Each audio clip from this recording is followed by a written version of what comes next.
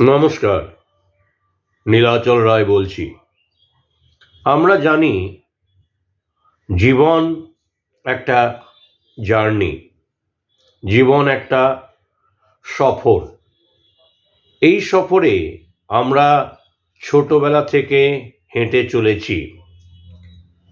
এখন আমরা কি মনে করি যে এই জীবন, এই জার্নি, এই যাত্রাপথে আমাদেরকে অনেক কিছু শিখতে হবে, আমাদের অনেক কিছু জানতে হবে।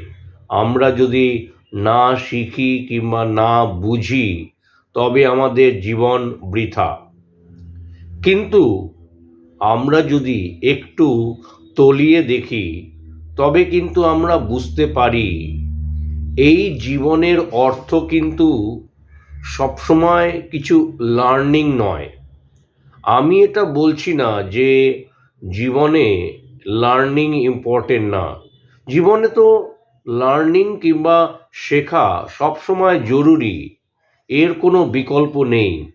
কিন্তু আমরা একটু যদি গভীরে চিন্তা ভাবনা করে যাই তবে দেখব যে আমাদের মধ্যেই কিন্তু সমস্ত প্রশ্নের উত্তর আছে।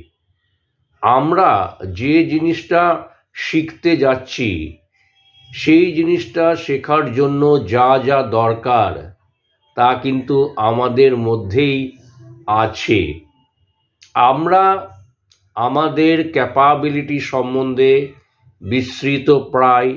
আমরা ভাবি আমরা কোনো কাজের না, আমরা ভাবি আমাদেরকে দিয়ে কিছু হবে না।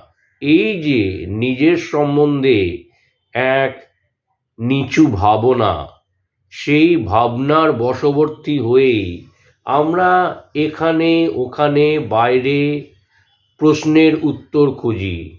আমাদের জীবন যুদ্ধে জয়ী হওয়ার জন্য আমাদের যা যা দরকার তা আমরা শিখতে চেষ্টা করি, তা আমরা আয়ত্তে আনার চেষ্টা করি।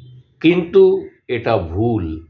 আমাদেরকে মনে রাখতে হবে ভগবান বা ঈশ্বর আমাদেরকে সমস্ত কিছু দিয়ে পাঠিয়েছে এই জীবনে বেঁচে থাকার জন্য, এই জীবনে সফল হওয়ার জন্য।